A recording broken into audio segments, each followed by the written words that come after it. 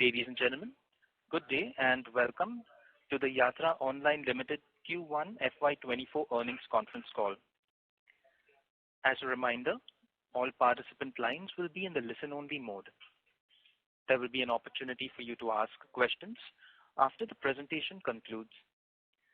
Should you need assistance during this conference, please signal an operator by pressing star and then 0 on your touchtone phone.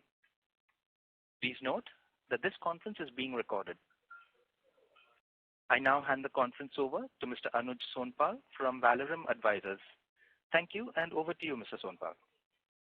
Thank you, Darwin. Good evening, everyone, and a very warm welcome to you all. My name is Anuj Sonpal from Valorem Advisors. We represent the investor relations of Yatra Online Limited. On behalf of the company, I'd like to thank you all for participating in the company's earnings call for the first quarter of financial year 2024. Before we begin, a cautionary statement. Some of the statements made in today's earnings call may be forward-looking in nature. Such forward-looking statements are subject to risks and uncertainties which could cause actual results to differ from those anticipated. Such statements are based on management's beliefs as well as assumptions made by and information currently available to management. Audiences are cautioned not to place any undue reliance on these forward-looking statements in making any investment decisions.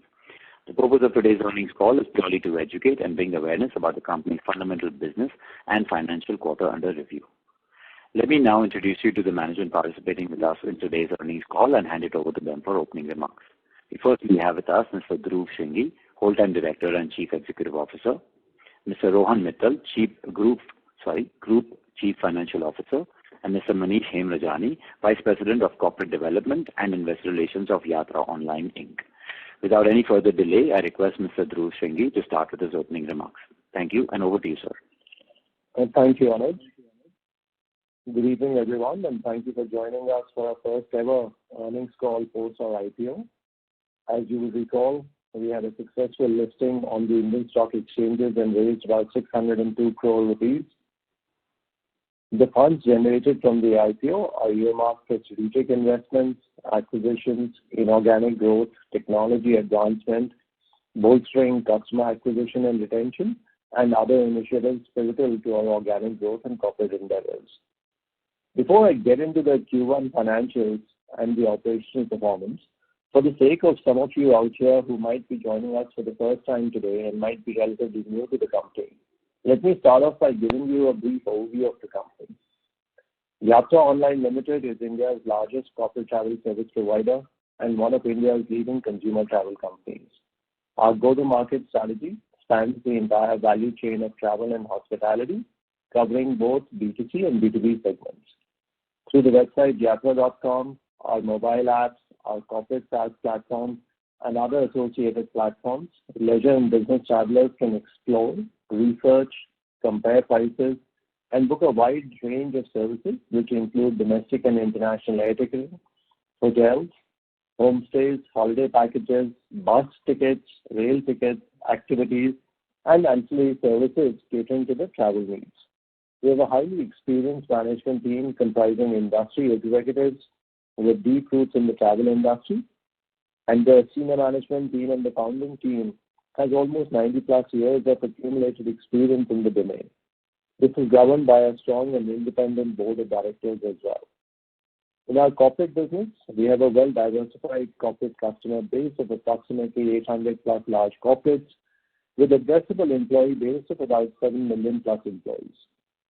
In the consumer business, Yatra is one of the most recognizable travel brands in India today, with over 90% of our traffic coming from direct and organic sources. With that, let's now move to the performance for Q1 FY24.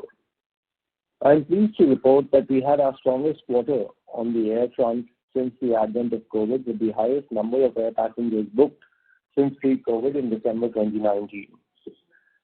Our air passenger numbers were up 41% year over year, far outpacing domestic air passenger industry growth of about 14.8% year over year.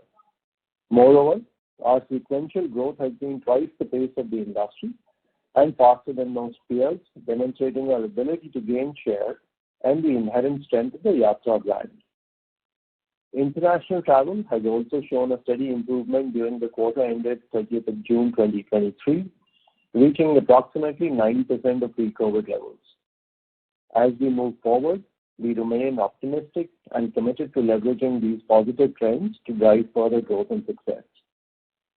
We further fortified our leadership in the corporate travel sector by signing 19 new corporate customers in the June quarter. These had an annual potential billing of 151 crores, underlining the capabilities and leadership of our corporate travel platform. As per the IMF, India's economic growth remains robust, driven by a large public capital expenditure push and resilient domestic demand. The economy is expected to grow by 6.3% in both 2023 and 24. As it relates to Yatra, looking at how the travel industry has unfolded over the last several years, we see that the travel tends to grow at a multiple of 1.5x to 2x of GDP. We believe we should be able to achieve growth rates above market rates as we continue to take share in the corporate travel market and as the consumer market continues to remain robust. Both the expansion of the travel industry and the macro conditions continue to remain favorable. India's aircraft fleet size is expected to almost double over the next 5 years, with the aviation ministry forecasting a more than doubling in the air passengers to 400 million in the next decade. Now let me provide you with some more details on our first quarter results. Our revenue for the quarter ended 30th of June 2023 was reported at rupees 110 crores, up 24% year over year. EBITDA for the quarter reached rupees 17 crores, up 28% over the June 2022 quarter. Net profit was flattish against the same quarter in the previous year at approximately rupees 16 crores. This was largely on account of higher interest costs during the quarter to fund the year-over-year growth. We expect interest costs to come down over the course of the next few quarters given the recent IPO. India's domestic passenger traffic saw a sequential growth of 3% in the quarter ended 30th of June 2023. Compared to this, our domestic passenger traffic grew 6% sequentially, reflecting strong market share gains for both our consumer and corporate businesses. This positive momentum for the industry has carried over into subsequent months as well, with the recently concluded September month up 18.3% year over year and up 7% versus pre-COVID, marking 7 consecutive months of above pre-COVID levels on the domestic air passenger traffic front. Year to date, from January to September 2023, Indian domestic market has registered a growth of 29.1%, with about 112.8 million passengers having flown. International travel has also continued to show resiliency and steady improvement during the quarter ended 30th of June 2023 and is now surpassing 90% of pre-COVID levels. As we move forward, we remain optimistic and committed to leveraging these positive trends to drive further growth and success. Moving on to further details of the quarter, our consumer business gained further momentum on the back of the strong brand recall that the Yatra.com brand continues to enjoy in the market.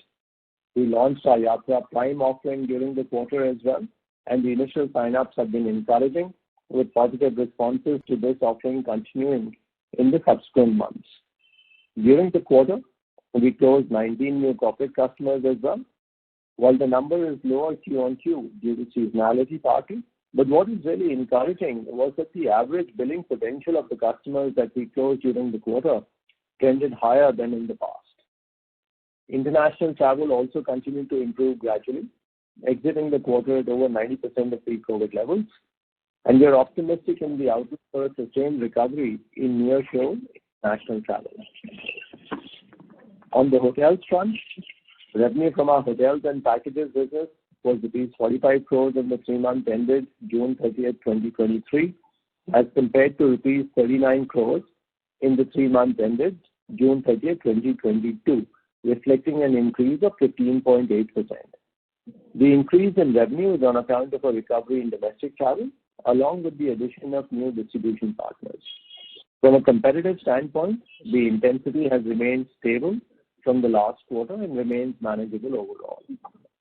From a macro standpoint, the Indian government remains strongly committed to the growth of the airport infrastructure in India. An investment of INR 980 billion, which is approximately $12 billion, has been earmarked for the enhancement of 41 existing airports in India. Additionally, under the Greenfield Airport policy, out of the 21 new airports that were sanctioned, 12 have already come online. With a positive macro backdrop and given the ongoing recovery in corporate and leisure travel, and our significant success in signing new large and medium-sized enterprise customers, and now a significantly stronger balance sheet as well, we believe we are poised for a very strong FY24. Aside from seasonality, we expect our results to benefit from accelerating growth in both our corporate business and consumer business as we continue to add to a formidable blue-chip customer base and leverage the strength of our brand. Just to reiterate, today Yatra India serves one of 4 of the top 100 listed companies in India, the board of the 4 big 4 accounting firms and 3 of the top 5 technology companies in India. So with that, let me hand it over to Rohan to walk you through the details of the financial performance. Rohan? Thank you, Dhruv. I will now review our Q1 numbers for the June 30th, 2023 quarter. As explained by Dhruv, on the back of market share gain as well as strong market tailwinds, we were able to grow our gross bookings to INR 19.8 billion in Q1. We registered a YOY growth of 11%. The revenue from air ticketing business increased by 30% on a YOY basis to INR 490 million, and the adjusted margin from the air ticketing business increased by 46% YOY to INR 1.1 billion. The strong growth was driven by elevated travel demand in the country, as well as accrual of threshold bonus of our GDS contracts. Revenue from the hotel and package business increased by 18% on a YOY basis to INR 448 million, and the adjusted margin increased by 1.5% YOY to INR 306 million. The increase is on account of recovery in domestic travel, along with the addition of new distribution partners. The reduction in the adjusted margin percentage is on account of change in mix in favor of packages. Revenue from other services decreased by 44% YOY to INR 27 million. The decrease is primarily due to the decrease in our freight business. The total adjusted margin from all the segments combined increased by 30% YOY to INR 1.5 billion, and the total income increased by 23% on a year-on-year basis to INR 1.1 billion. Moving on to the expenses, marketing, sales, promotion, customer inducement put together increased by 72% on a YOY basis to INR 880 million. Our personal expenses increased by 2% YOY to INR 262 million in the June quarter. After excluding the share-based payments, the personal cost increase was at about 11%, primarily on account of the headcount increase. Our payment gateway charges as a percentage of the gross booking value remains range-bound. Our other expenses in the Q1 decreased by 16% YOY to INR 200 million. All in all put together, we saw a jump of about 28% in EBITDA on a YOY basis. Gross debt increased by 176 million from March quarter to June quarter, leading to a closing gross debt of about INR 1.7 billion. Lastly, as of June 30th, 2023, we were carrying cash and cash equivalents and term deposits of close to about 1.06 billion. This reflects a slight improvement over the March closing numbers. With this, we conclude our opening remarks and turning it over back to Anuj for the Q&A. Thank you. Thank you very much. We will now begin the question and answer session. Anyone who wishes to ask a question may press star and 1 on their touchtone telephone. If you wish to remove yourself from the question queue, you may press star and 2. Participants are requested to use handsets while asking a question. Ladies and gentlemen, we will wait for a moment while the question queue assembles.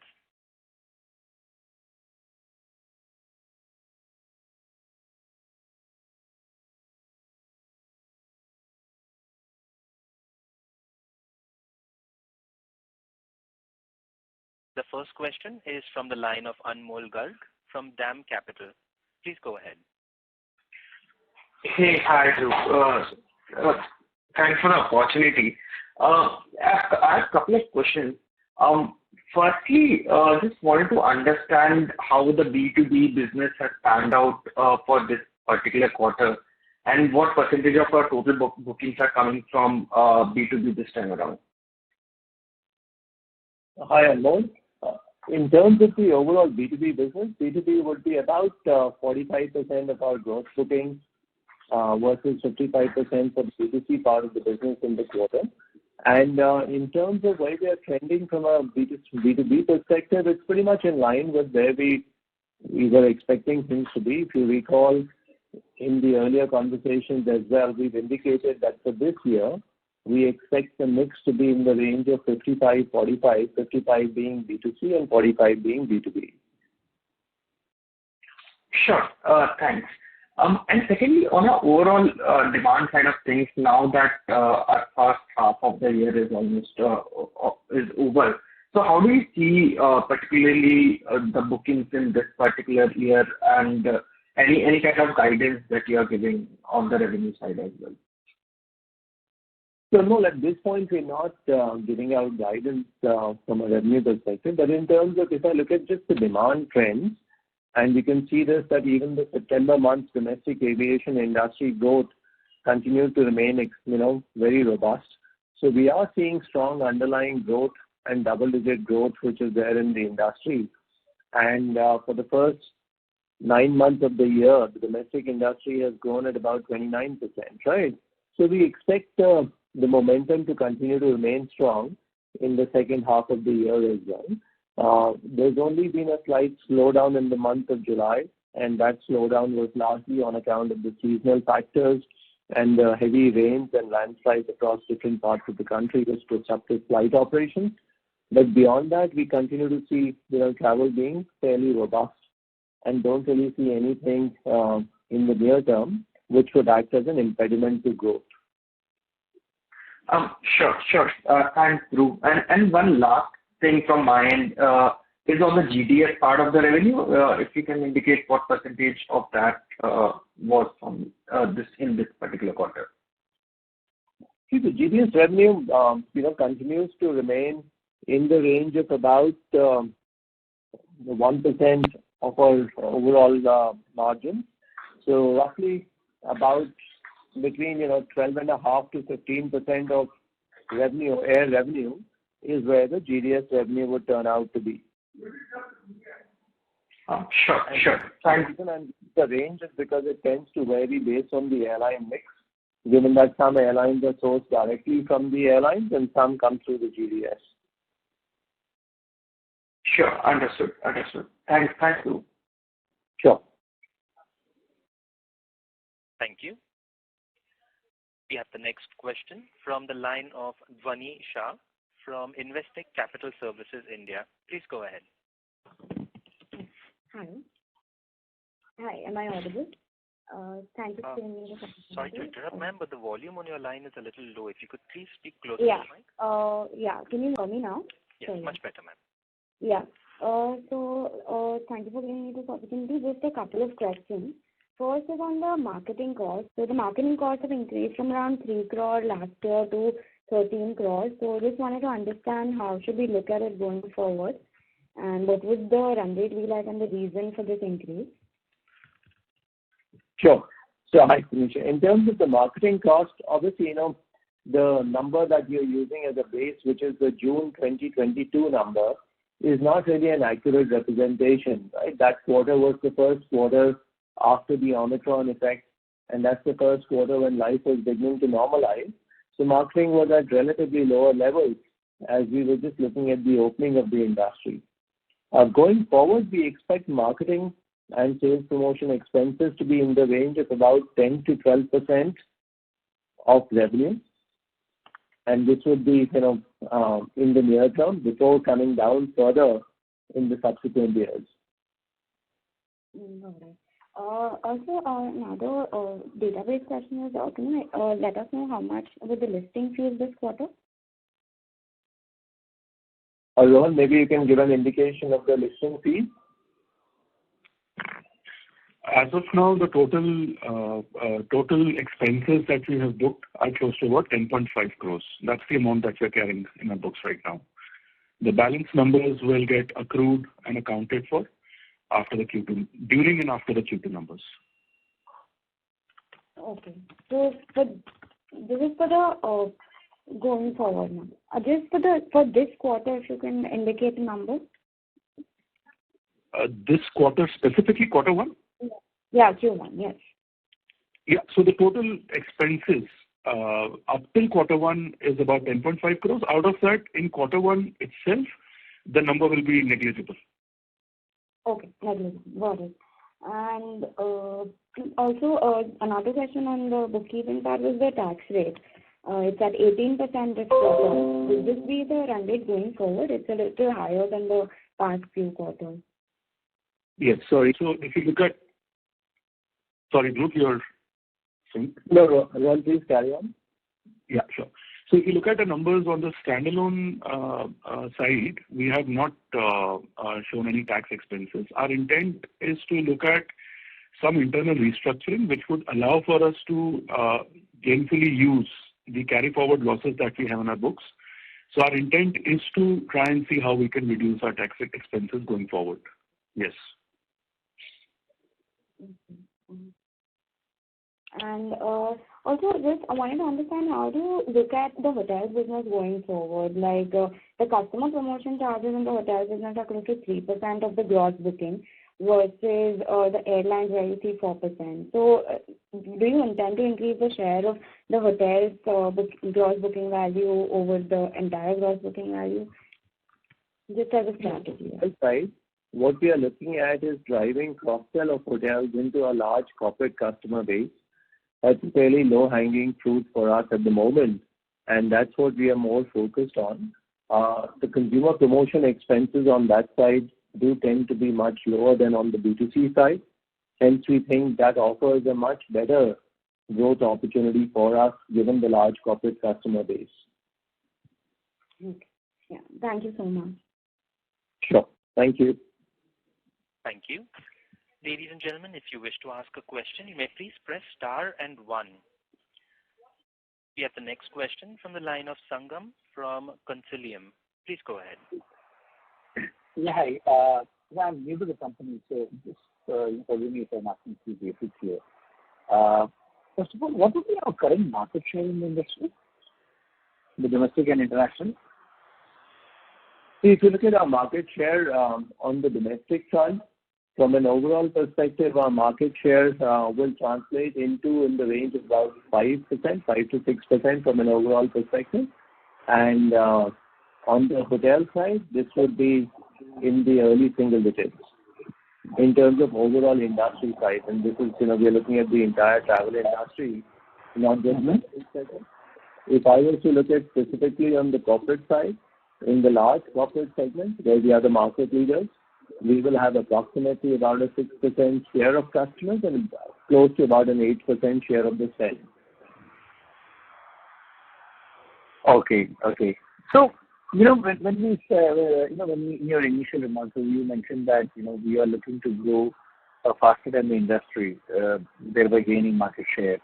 Where and whom from are we gaining the market share? Yes, could you elaborate a bit more in terms of how the competitive dynamics are currently doing, given the fact that we have seen very strong growth in the industry overall, be it on the airline side, domestic airline side, or even in the hotel industry. So, from whom are you looking to gain the market share here, or how is the competition also doing this?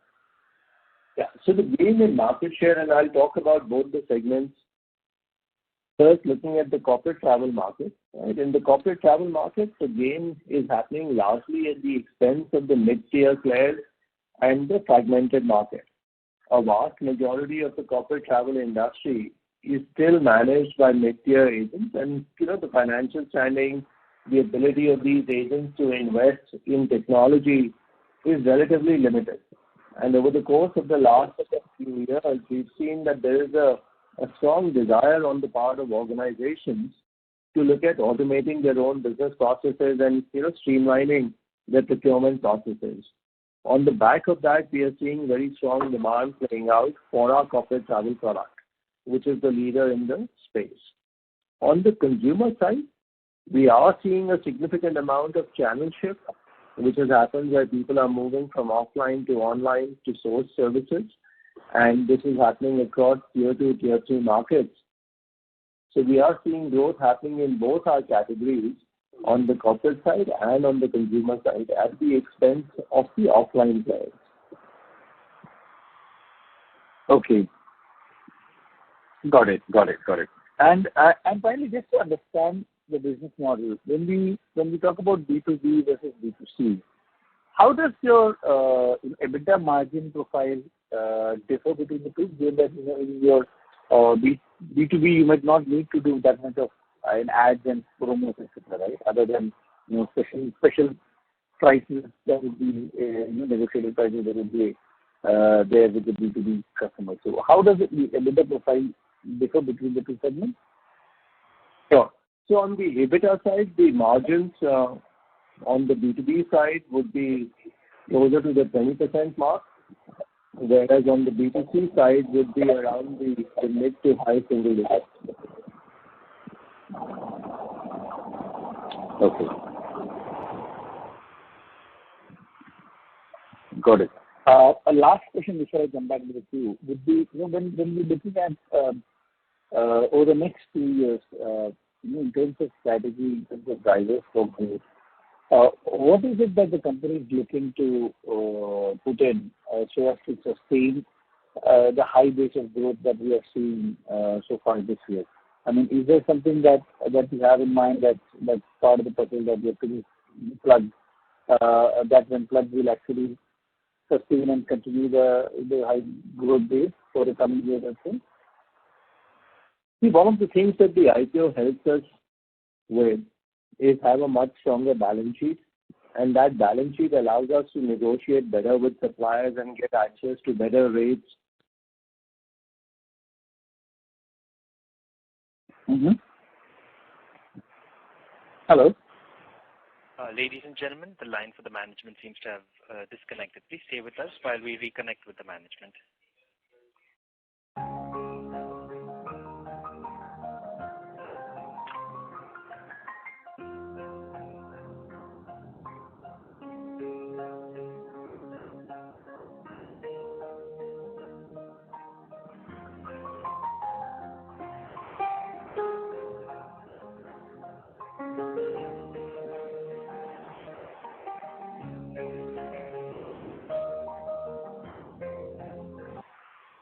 Ladies and gentlemen, we thank you for your patience. We have reconnected with the management.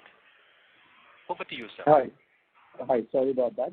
Just to recap, what I was mentioning was that the IPO allows us to have, obviously, the balance sheet strengthened significantly, and the stronger balance sheet then allows us to be able to negotiate better with our suppliers, both on the airline side and on the hotel side. And that allows us to compete more effectively in the market and retain higher margins. So that's what the endeavor is, and that was the missing piece of the puzzle, so to speak of. From a product market fit point of view, especially on the corporate side, we had a great product market fit going. And now with the stronger balance sheet, it allows us to get access to better pricing as well, in addition to the product market fit. Okay. Does the working capital cycle differ a lot in terms of receivables when it comes to B2B versus B2C? It does differ. The consumer business, the B2C business is largely pay-as-you-go kind of model, where customers pay using credit cards and we get collections. Depending on the arrangement of the payment gateways, anything between a T+1 to a T+3-4 kind of scenario. On the corporate side, our average DSO is about 28 days. So there we do extend credit to our corporate customers. About 70% of our customers are on credit, and about 30% are on the corporate card payment platforms. Great. Thanks a lot. I'll jump back in the queue. Thank you. Sure. Thank you. Thank you. Participants, to ask a question, you may please press star and 1. We have the next question from the line of Biplab Debarma from Antique Stock Broking. Please go ahead. and Team Yatra. Congratulations on the successful listing. My first question is on the seasonality of the travel business. Is there any seasonality in the travel business? Like, is second half better than first half, or is second quarter better than first quarter? How? Just trying to understand. Is there any seasonality in the travel business, sir? Sure, there is definitely seasonality in our business. Typically, you will have the first quarter and the fourth quarter being the strongest of the two. The July, August, September quarter would traditionally be the weakest of the lot. So the monsoon months are the months with the least amount of travel. And then, obviously the summer holiday peak is there. Given that we have a higher focus towards corporate, for us, Q3 is overall not the second highest quarter, because while consumer demand is high in Q3, corporate demand is low given the holiday season. So in the third quarter, typically what will happen is, given that you have Diwali, Dussehra holidays, and then you've got the Christmas, New Year break, corporate travel will be on a relatively lower side. So on an overall basis for us as a company, just to reiterate, Q1 and Q4 would be the two strongest quarters, followed by Q3 and followed by Q2. My second question is on, if my understanding is correct, so correct me if I'm wrong, your TTV quarter on quarter will go, and your Q1 TTV is better than Q4 TTV. Whereas we saw quarter on quarter the growth in revenue and profitability. I hope that's correct. And could you give us the reason? Because I'm assuming that if your TTV goes up, your revenue will also go up, your profitability also will go up. So just sure. On that. So what will happen in the fourth quarter? Typically, what will happen is you will get some catch-up benefit of your full year deals, either with the airlines, hotels, or GDSs. Right? That's your typically the catch-up period, because your deals will be for the financial year, so they will run from April to March, and you will see some amount of catch-up as you start trending closer and closer to the annual volume target. And that's the catch-up revenue and profitability, which results in a slightly higher number in the fourth quarter. So that's the reason why you are seeing elevated profitability in the fourth quarter. Last year was also a bit of an aberration, right? We were all coming out of COVID. There wasn't complete clarity on where the volumes would trend, what kind of recovery would the industry see. Going forward, you'll start seeing this being more in line with the overall gross bookings and seasonality, rather than seeing, a large catch-up effect coming in only in the fourth quarter. And my third question is on, sir, if I have to see, you have two brackets, B2C and B2B. And within that also you have airlines, ticketing, and hospitality, hotel room booking. So if I put this as B2B airlines, B2B hospitality, and B2C airlines and B2B hospitality. If I have to rank them as which of this would you see maximum growth? Where do you foresee maximum growth? Like B2C hotel for Yatra, B2B hotel, B2C airlines, or B2B airlines? Yeah, so that's a very good question, but let me just answer that in terms of directionally where we see that headed. So from a highest growth, so now the growth I'm referring to is as growth percentages rather than absolute numbers, right? So in terms of percentage growth, we expect the highest percentage growth to be contributed or coming from hotels on the corporate side, followed by B2C air, followed by corporate air, followed by B2C hotels. That's how we look at it, because that's also linked to at a very high level, the kind of profitability of each of these segments. Our endeavor is to continue to focus on driving the most profitable segment and increase the share of wallet of the most profitable segments in our overall business.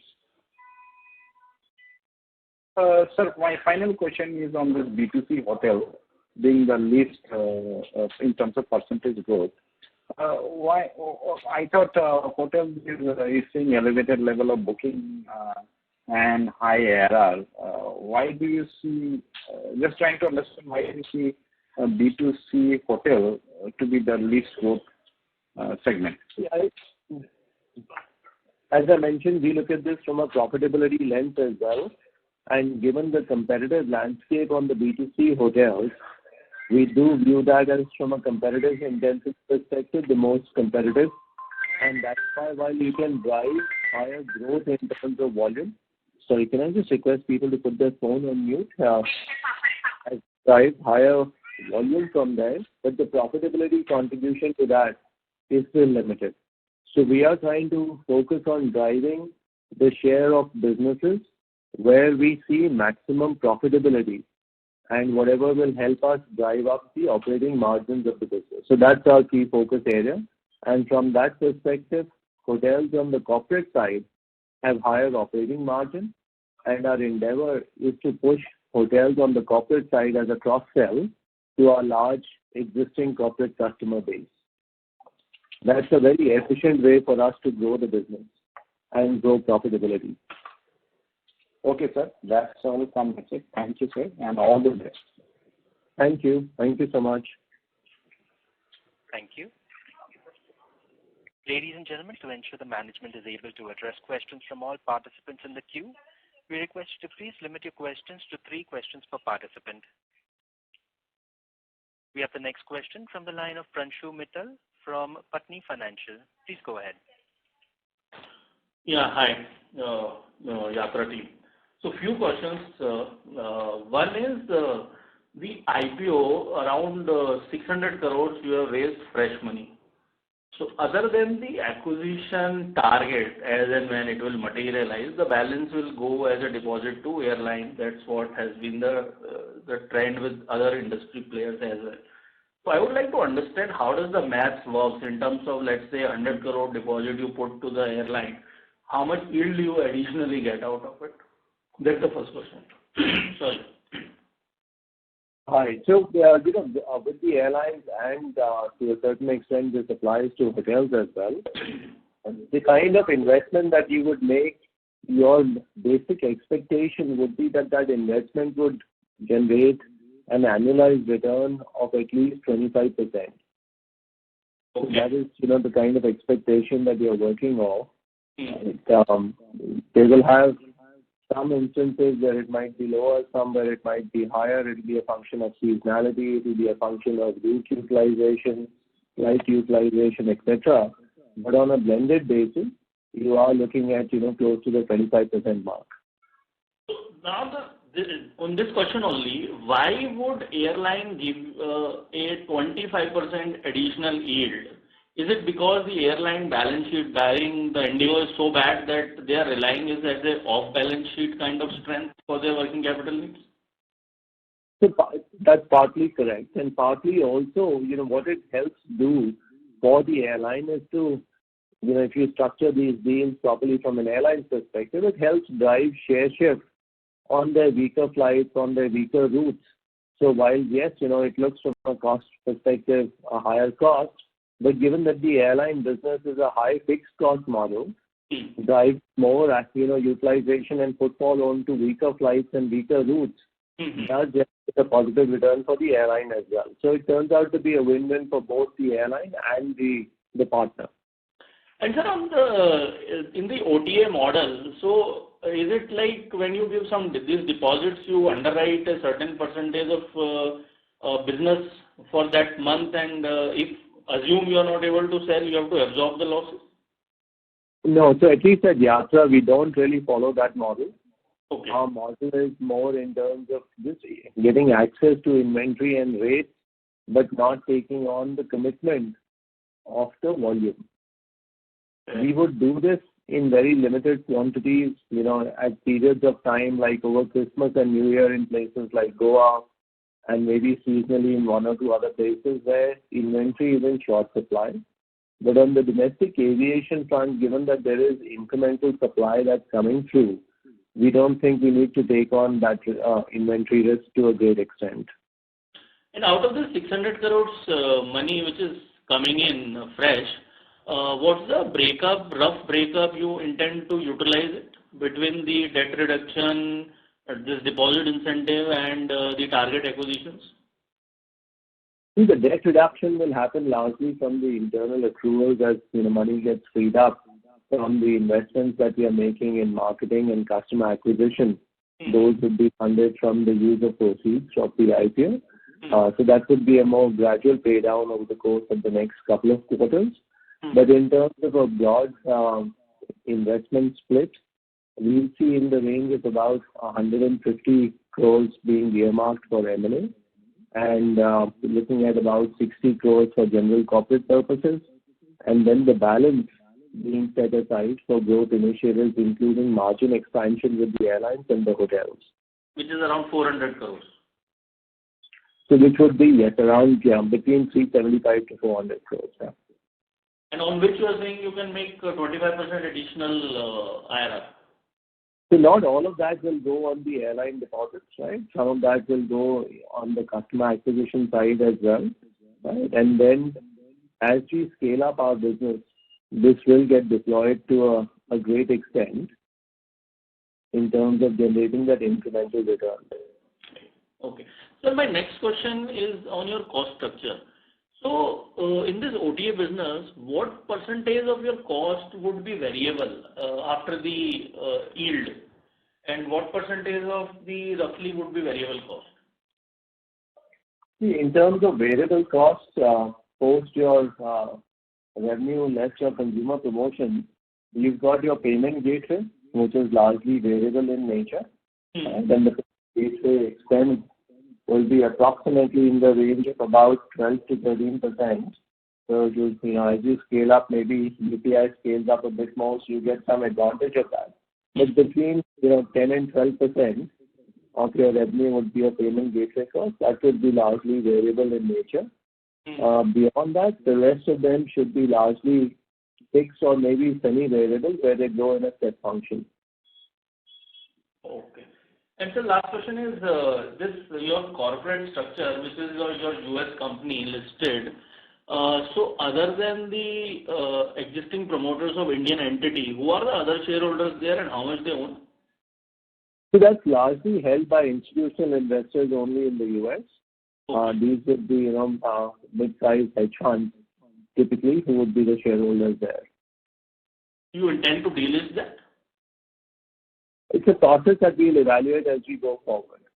So the process would be they will get swept shares of Indian entity, or how will it work?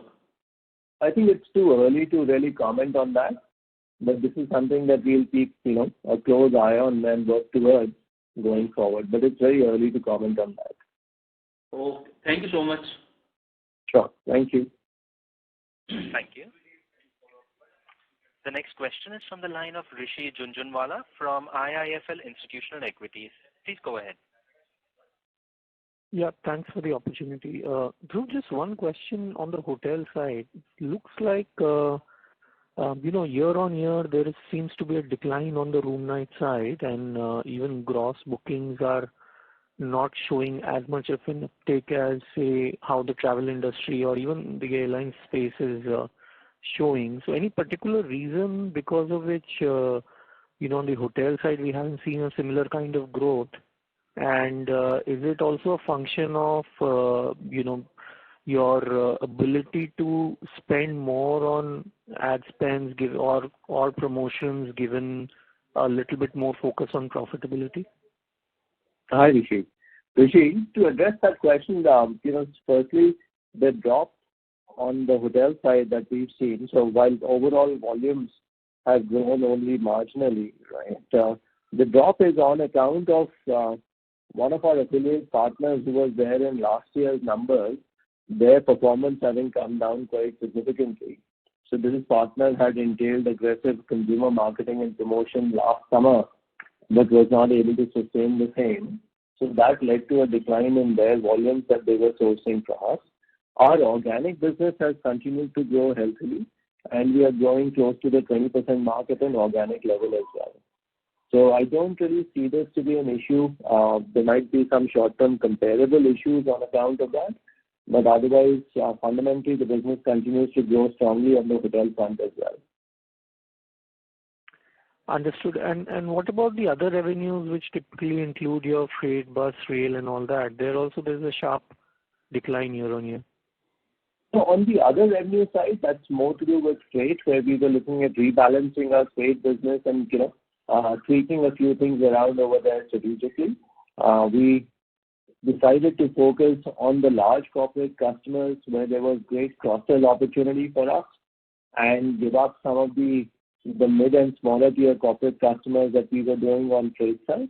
So that led to a bit of a drop as we were readjusting the customer profile on that side. But I'm very happy to say that, subsequent to that, that strategy has turned out to be really good for us, and we are making strong progress on the freight front in the subsequent months. Understood. And just one last clarification. When you mentioned that you're going to use some of the proceeds of the IPO for, basically getting better yields from airlines, and if it is not coming on the back of an inventory-based model, I'm just trying to understand how does that work? Is it just that you're providing a balance sheet support, and as a result they give higher yields? And in which case, why do they need to rely on us to do that? See, it's linked partly to balance sheet support, but also more importantly, it also focuses on certain, there's a commitment to drive volume to certain flights, to certain sectors, right? And that's what this is focused on. So it's focused on driving utilization on weaker routes and weaker flights, in addition to being balance sheet support. So the real kicker comes in from being able to sell more of the weaker flights and the weaker routes, as opposed to just the pure balance sheet support. But the two, inherently tend to go hand in hand from an airline's perspective, because it allows them to get upfront access to the capital as well. We get the benefit that we've got, special rates and special pricing on weaker flights and weaker routes, and the airline gets the benefit that they've got access to capital upfront. Okay, but it doesn't come with any kind of assurance on volumes. See, that is not the model that we at Yatra adopt to a great extent. That model also does exist in the industry, but my take at least is, given that there is incremental supply which continues to come into the market, there isn't really a need to engage in large-scale inventory buying at this point. Yeah, no, the only thing I was trying to understand is, say, for example, a SpiceJet or any other airline wants to sell inventory in lower utilization areas, can't they just drop prices for everyone and get that up? Why do they need to do, say, exclusively with us? See, the thing is, if they drop it for everyone or if they drop it on their website, it does tend to trigger then a response from competition, leads to a fair war. And from a game theory point of view, it brings everything back to an equilibrium, but at lower revenue. So that's the reason why they will typically partner with someone who's got access to a different set of customer base, or there is a closed user group, right, where they're able to promote. So in the case of Yatra, for example, we'll be able to push it to our corporate customers, we'll be able to push it to the employees of the corporates, we'll be able to push it to our signed-up customers. There might be special mobile login rates which might be applicable. So all of these closed user groups are there, and that's where the promotions will typically happen. Understood. And just lastly, so I'm assuming you're not, the inventory that you're getting from them on a lower rate, you're not going to sell it at a lower base rate, but basically offer promotions to the customers to take it up. That's right. Okay. All right. Thank you so much. All the best. Oh, thank you. Thank you. Participants, to ask a question, you may please press star and 1 at this time. The next question is from the line of Sumangal Pugalia from Snap Securities LLP. Please go ahead. Yeah, thanks for the opportunity. My question is on the B2B business. Could you help us just walk it through a particular commercial contract with these corporate, like what are the services and the economics of these B2B contracts? Sure. So typically, the contracts which will be there will be, they'll start off by sourcing air, and air will then be a combination of domestic and international. There will be cross-sell opportunities which will come up for other services like hotel, rail, car, bus, right, and visa services. The contracts range from a year to 3 years in terms of tenure. And more importantly, they also look at the kind of integration that we will need to do with the customer, connecting into the ERP systems, into the HRMS system. And those integrations from a technology standpoint are which then build the kind of longevity of the contract and introduce switching costs on the customer's end as well. So typically, in terms of revenue streams and economic, a year to 3 years. So then in terms of the revenue streams from these integrations, are these like SaaS kind of revenues also, other than the take rate on the booking? So in terms of SaaS revenues, there are certain other products and services that we are cross-selling. These could be the likes of budgeting tools or, other services that we offer for GST compliance, etc. Those would be offered more as SaaS services on a fixed monthly price. But the vast majority of the revenue today still comes from a transaction revenue perspective. Sure. And I saw somewhere in your presentation you mentioned an incremental ROC on the corporate business of some greater number than 40% also. Could you help us understand how you arrive at incremental ROC on this corporate business, the economics behind that? Yeah, so that's taking into account the direct costs which will be there for every new customer that we deploy. A vast majority of the heavy lifting on building out the technology platform, the overall infrastructure, the overhead management team, all of that is already in place. So it's only the marginal cost that we are then incurring for every new corporate customer that we are deploying. Okay. So that 40% plus number that you're talking about is the contribution margin on every incremental customer that we deploy. Okay. And final one was basically right now we have some 900 corporates, large corporates, if I'm not wrong. So please rejoin the question queue for further questions. Yeah, sure.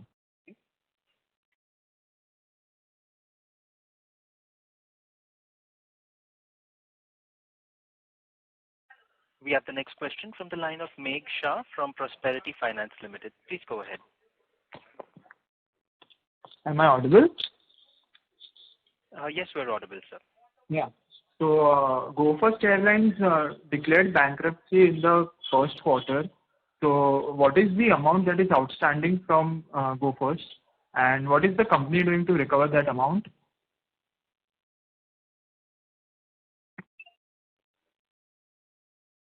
Hello? Yes. Dhruv, you are The there? line for Dhruv sir has disconnected. I'll reconnect with him. Could you just repeat the question on Go Air, please? Yes. Yeah. So it declared bankruptcy in the first quarter. So what is the amount that is outstanding from them to the company, and what steps is the company taking to just recover those amounts? Sure. The total amount outstanding is a shade below 4 crores. They had filed for voluntary bankruptcy in the first week of May. We, as the other creditors would have also done, have filed our claims as part of the IBC process with the resolution professional. As the process moves forward, we are also looking for more clarity as to how the amounts, etc., would get paid out. Okay, I got it. And what is the share, the composition of GBR, as in from the airline booking and hotel booking? So in terms of gross booking, approximately, about close to, if I look at, for the current quarter, about 80% of our gross bookings come from air, and about 20% come from other services. 15 to 20%, that's the typical range that you will see for hotels and other services.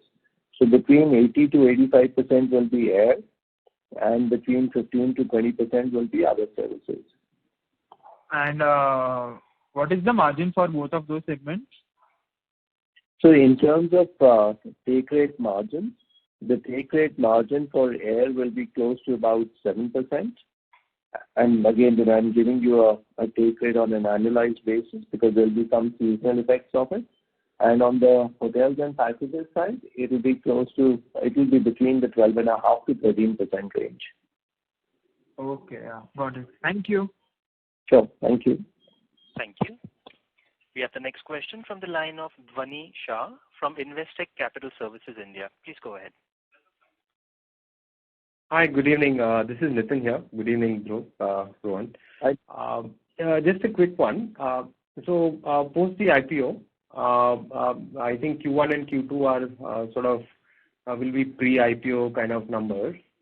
Broadly, you did mention that Q2 is seasonally soft, which is understandable. But if you think about the second half, I think incrementally you will deploy capital. And is it a fair understanding that second half EBITDA should be reasonably higher than the first half? Was the question. Yes, Nitin, to answer that question, obviously the expectation and what we are working towards is for the second half to be significantly better than the first half. Perfect. That's all from my end. Thanks, Siddharth, and all the very best. Sure. Thank you, Nitin. Thank you. We have no further questions. I would now like to hand the conference over to the management for closing comments. Over to you, sir. Thank you so much, Anuj and team. And thank you to all of you who've taken up the time today to join us.